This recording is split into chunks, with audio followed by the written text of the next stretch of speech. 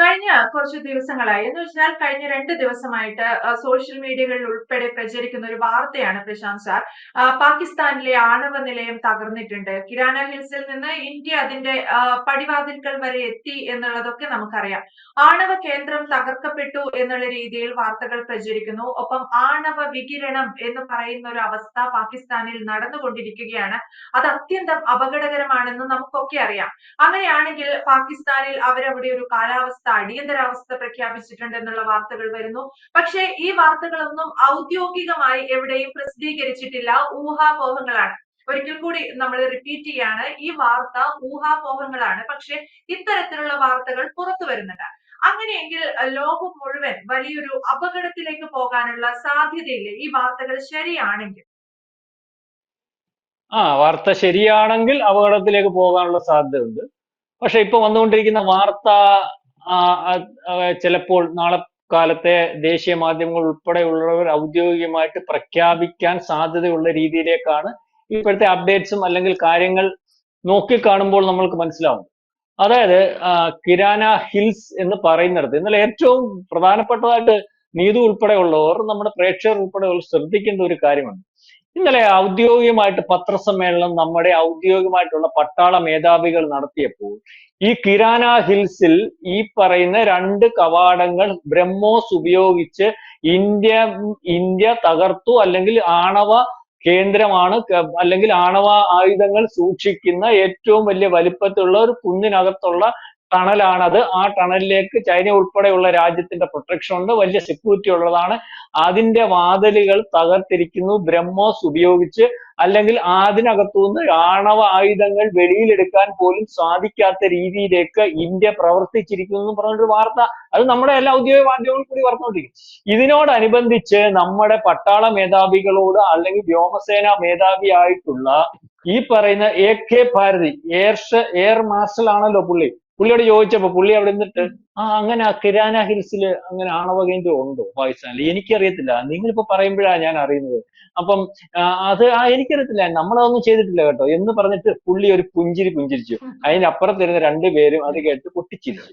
അതിനകത്തുനിന്ന് എല്ലാം വ്യക്തമാണ്. എല്ലാം വ്യക്തമാണ്. കാരണം ഇത് ലോകത്തിലെ യുദ്ധത്തിനകത്തുള്ള ഒരു ക്രൈമാണ്. കാരണം ആണവ നിലയങ്ങൾ പ്രശാന്ത് സാർ, ആ പ്രസ് മീറ്റ് കണ്ടുകൊണ്ടിരുന്നപ്പം എനിക്കതൊരു അൺഒഫീഷ്യൽ ഡിക്ലറേഷൻ ആയിട്ടാണ് തോന്നിയത്. ഓരോ ഇന്ത്യക്കാർക്കും ഫീൽ ചെയ്തിട്ടുണ്ടാവും. അതെ, ഇന്ത്യയെ സ്നേഹിക്കുന്നവർക്കൊക്കെ അത് മനസ്സിലാവും, പിന്നെ ലോകത്തുള്ള ഓരോരുള്ളവർക്ക് മനസ്സിലാവും. അപ്പം ഇത് ഒരു ക്രൈമാണ്, യുദ്ധക്കുറ്റമാണ്. കാരണം ഇസ്രയേലും അമേരിക്കയും റഷ്യയും പോലും ചെയ്യാത്ത കാര്യമാണ്.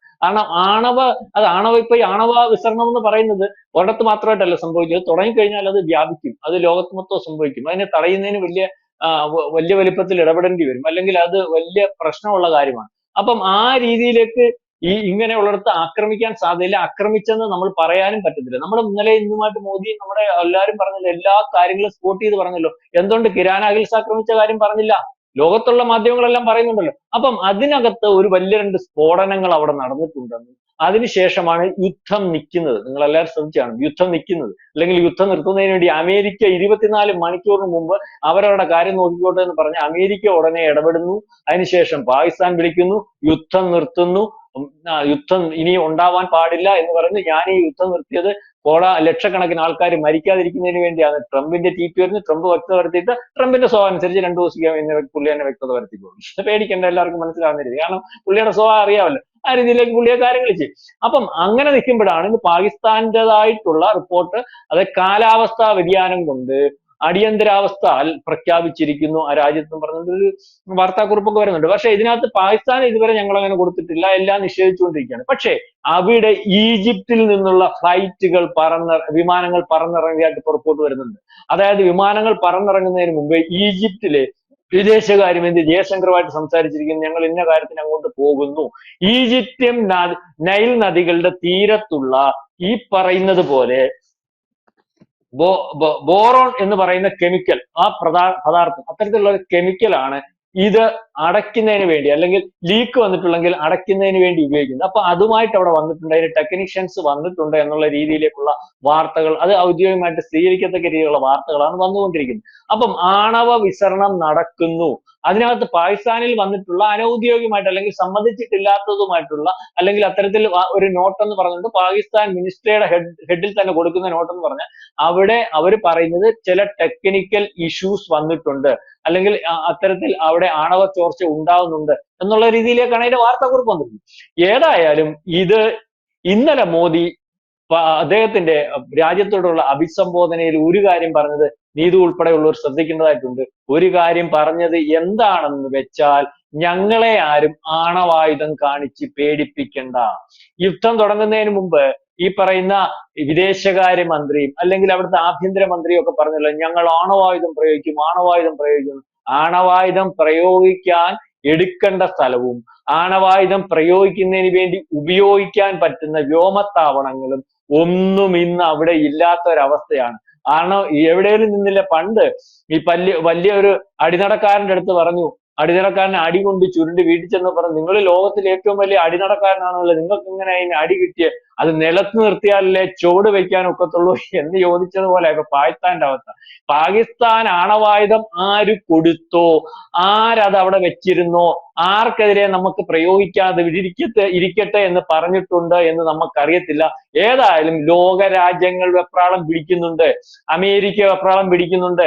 അപ്പൊ ഇതിവിടെ കൊണ്ടുവച്ചവൻ നാളെ കാലത്ത് ഇതുപോലെ ഇന്ത്യയെ ചൊറിയാൻ നിൽക്കുന്ന ഒരു ടെററിസ്റ്റ് ഗ്രൂപ്പുകൾ നേതൃത്വം കൊടുക്കുന്ന ഒരു രാജ്യത്ത് ഇതിരുന്നാൽ, ഇന്ത്യയെ പോലുള്ള ഒരു രാജ്യത്തെ ചൊറിഞ്ഞാൽ ഇസ്രയേലും അമേരിക്കയും റഷ്യയും പോലും ധൈര്യപ്പെടാത്ത രീതിയിലേക്ക് ആണവായുധം വെച്ച് പേടിപ്പിച്ചാൽ അവന്റെ ആണവായുധം ഇരിക്കുന്നിടത്ത് കയറി അടിക്കും, അവന്റെ ആണവായുധം തൊടുക്കാൻ വെച്ചിരിക്കുന്ന വ്യോമത്താവളങ്ങൾ അടിച്ചു തകർക്കും എന്നുള്ള കാര്യം ലോകത്തിന് മനസ്സിലായിട്ടുണ്ട്. അതുകൊണ്ട് ഇപ്പം ഞാൻ വിചാരിക്കുന്നത്, ഇത് അമേരിക്ക കൊണ്ടുവച്ചതായാലും ചൈന കൊണ്ടുവച്ചതായാലും അല്ലെങ്കിൽ ഈ പറയുന്ന വേറെ ആര് കൊണ്ടുവച്ചതായാലും അവൻ ഇത് തിരിച്ചു മേടിച്ച് അല്ലെങ്കിൽ ഇത് നിർവീര്യമാക്കി പോകുന്ന ഒരവസ്ഥയിലേക്ക് കാര്യങ്ങൾ പോകും.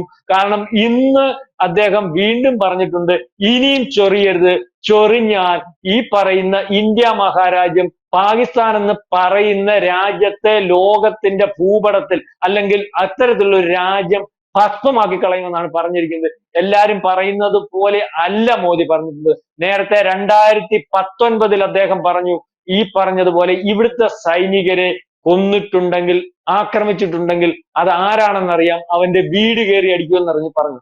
അന്ന് പുൽവാമ ഭീകരാക്രമണത്തിന് ശേഷം വീട് കയറി തന്നെയാണ് അടിച്ചത്. അന്ന് ഇവിടുത്തെ ചില പ്രതിപക്ഷ കക്ഷികളും ഈ പറയുന്ന ഇന്ത്യയുടെ പ്രതിപക്ഷ നേതാവായിട്ടുള്ള ആളുമൊക്കെ ചോദിച്ചു, എന്താണ് തെളിവെന്ന്. ഇന്ത്യ മഹാരാജ്യത്തിനകത്തെ പട്ടാളത്തോട് ചോദിച്ചു. പണ്ട് ചൈനയുടെ യുദ്ധം കഴിഞ്ഞിട്ട് ഇവിടെ വന്നപ്പോൾ, തോറ്റിട്ട് ഇവിടെ വന്നപ്പോൾ ഇവിടുത്തെ ഒരു പട്ടാളക്കാരനോട് ഇവിടുത്തെ ഒരു സാധാരണ ജനം ചോദിച്ചില്ല, തെളിവ് ചോദിച്ചില്ല, തോറ്റിട്ട് വന്നണക്കും. പക്ഷെ ജയിച്ചിട്ട് വന്നപ്പോൾ ഇവിടുത്തെ പട്ടാളക്കാരന് തെളിവ് ഇവിടുത്തെ പ്രതിപക്ഷ നേതാവ് ചോദിച്ചു. അല്ലെങ്കിൽ അത്തരത്തിൽ അന്നൊരു ആക്രമണം നടന്നത് ഇവിടുത്തെ നമ്മുടെ ആ ഗവൺമെന്റ് ഇവിടുത്തെ ഇലക്ഷൻ ജയിക്കുന്നതിന് വേണ്ടി പട്ടാളക്കാരെ കൊന്നതാണെന്ന് പറഞ്ഞു. കഴിഞ്ഞ ദിവസം പാകിസ്ഥാന്റെ ഔദ്യോഗിക പ്രഖ്യാപനം വന്നായിരുന്നല്ലോ, അന്നത്തെ ഭീകരാക്രമണം ഞങ്ങളുടെ അറിവോട് കൂടി നടന്നതാണെന്ന്. ഇപ്പോഴാ ഇവിടുത്തെ അവന്മാർ വിശ്വസിച്ചത്. ഇന്ത്യ പറഞ്ഞിട്ട് വിശ്വസിച്ചില്ല, ഇന്ത്യൻ സൈന്യം പറഞ്ഞിട്ട് വിശ്വസിച്ചില്ല, ഇന്ത്യയുടെ പ്രധാനമന്ത്രി പറഞ്ഞിട്ട് വിശ്വസിച്ചില്ല. പാകിസ്ഥാൻകാരൻ പറഞ്ഞപ്പോൾ അതായിരുന്നു, ഇപ്പൊ ഞങ്ങൾ വിശ്വസിക്കുന്നു. അതേ രീതിയിൽ ഇന്ത്യക്കകത്ത് നിന്ന് ഇന്ത്യയെ ഒറ്റുന്ന, ഇന്ത്യയുടെ ഭാഗമാണെന്ന് പറയുന്ന, പാകിസ്ഥാന്റെ ഭാഗമായിട്ട് നിൽക്കുന്ന പ്രതിപക്ഷ പാർട്ടികളും അല്ലെങ്കിൽ ചില ആൾക്കാരും ഒക്കെ ഉള്ള നാടാണ്. ആരായാലും അറിഞ്ഞുകൊള്ളുക. ഇന്ന് നിങ്ങൾ ചോദിച്ചല്ലോ 4 ദിവസം കൊണ്ട് എന്ത് യുദ്ധം നിർത്തിയെന്ന്. 4 ദിവസം കൊണ്ട് നിർത്താൻ കാര്യമെന്ന് പറഞ്ഞാൽ ലോകം ഭയക്കുന്ന രീതിയിലേക്ക് ഇന്ത്യ അടിച്ചു കയറി. ഇന്ത്യയുടെ തുടക്കത്തിൽ തുടങ്ങുന്നതിന് മുമ്പ് പറഞ്ഞ അണുവായുധം ഉൾപ്പെടെയുള്ള കാര്യങ്ങൾ വെച്ച് വിരട്ടിക്കൊണ്ടിരുന്ന ആ അണുവായുധവും അത് ശേഖരിച്ചിരിക്കുന്ന സ്ഥലവും ഒക്കെ ഇപ്പോൾ അറിഞ്ഞ വാർത്ത കൃത്യമാണെങ്കിൽ, അല്ലെങ്കിൽ ഔദ്യോഗിക സ്ഥിരീകരണം ഇല്ലാത്തതുകൊണ്ടാണ് ഞാൻ ഇങ്ങനെ പറയുന്നത്, അറിഞ്ഞ വാർത്ത കൃത്യമാണെങ്കിൽ അത് അവിടെ പൊട്ടിത്തെറിച്ച് തുടങ്ങിയിട്ടുണ്ട്, അണുവിസരണം തുടങ്ങിയിട്ടുണ്ട്. പാകിസ്ഥാൻ കാലാവസ്ഥ വ്യതിയാനത്തിന്റെ ഭാഗമായി അടിയന്തരാവസ്ഥ പ്രഖ്യാപിച്ചു എന്ന് പറഞ്ഞ അല്ലെങ്കിൽ അവിടെ പ്രഖ്യാപനം നടത്തിയിട്ടുണ്ട്. അത്തരത്തിലൊരു അടിയന്തരാവസ്ഥ ഉണ്ടെങ്കിൽ പാകിസ്ഥാനോട് ചേർന്ന് കിടക്കുന്ന ഇന്ത്യയിലും അത്തരത്തിൽ കാലാവസ്ഥ അടിയന്തരാവസ്ഥകളും അല്ലെങ്കിൽ ചില കാര്യങ്ങളും ഒക്കെ ചെയ്യേണ്ടതായിട്ടുണ്ട്. പാകിസ്ഥാനിൽ മാത്രമായിട്ടുള്ള ഒരു കാലാവസ്ഥയൊന്നും ലോകത്തില്ല. അപ്പോൾ എന്തോ സംഭവിച്ചിട്ടുണ്ട്. അതുകൊണ്ടാണ് അമേരിക്ക അവിടെ പറന്നിറങ്ങുന്നത്, അല്ലെങ്കിൽ ഈജിപ്തിൽ നിന്ന് പറന്നിറങ്ങുന്നത്. ഈജിപ്തിൽ നിന്ന് ഇന്ന കാര്യത്തിന് വേണ്ടി ഞങ്ങൾ ഇവിടെ ഇറങ്ങിയിട്ടുണ്ടെന്ന് ഔദ്യോഗികമായിട്ട് നമ്മളുടെ വിദേശകാര്യമന്ത്രി ജയശങ്കറിനെ വിളിച്ചറിയിക്കുന്നത്. ഏതായാലും ഇനിയുമെങ്കിലും നമുക്കെതിരെ പ്രചരണം നടത്തുന്നവർ വിചാരിക്കുക എന്തുകൊണ്ടാണ് നിർത്തിയതെന്ന് അറിഞ്ഞാൽ അത് അടുത്ത കാലത്തെങ്ങും എണീക്കാൻ പറ്റാത്തോണം അടിച്ചു കിടത്തിയിട്ടാണ് ഈ നിർത്തിയത് നമ്മളല്ല, അവർ തൊഴുതു പറഞ്ഞതുകൊണ്ടാണ് നിർത്തിയത്. അവർക്ക് പറ്റിയിരിക്കുന്ന കോട്ടത്തിന്റെ ഫലം നിങ്ങൾക്ക് അടുത്ത ദിവസങ്ങളിൽ ഇന്ത്യ പറയേണ്ട, ലോകം നിങ്ങളോട് പറയും, ഇവിടുത്തെ പാകിസ്ഥാൻ സ്നേഹികളോട് പറയും. നിങ്ങളത് കേൾക്കുമ്പോൾ വീണ്ടും കരയും, കാരണങ്ങൾ കണ്ടുപിടിക്കും, അതിനെതിരെ പ്രസ്താവനകൾ ഇറക്കും. അതൊക്കെ കേൾക്കാൻ ഒരു സുഖമാണ്. ഏതായാലും ഇന്ത്യ വിജയിച്ചു. ഇന്ത്യയെ തോൽപ്പിക്കാൻ ഇതിനകത്ത് നിൽക്കുന്നവർക്ക് കേൾക്കാൻ പറ്റാത്തതും അല്ലെങ്കിൽ ഇഷ്ടപ്പെടാത്തതുമായിട്ടുള്ള വാർത്തയാണ്. ലോകത്തിന്റെ മുമ്പിൽ, പാകിസ്ഥാന്റെ മുമ്പിലല്ല, ലോകത്തിന്റെ മുമ്പിൽ തന്നെ ഇന്ത്യ ഒരു അജയ്യമായിട്ട് നിൽക്കുന്നു. നരേന്ദ്രമോദി അതിന്റെ തേരാളിയായിട്ട് നിൽക്കുന്നു. കൂടുതൽ വാർത്തകളും വിശേഷങ്ങളും നിങ്ങളിലേക്ക് എത്താൻ ABC മലയാളം സബ്സ്ക്രൈബ് ചെയ്യുക, ബെൽ ബട്ടണും അമർത്തുക.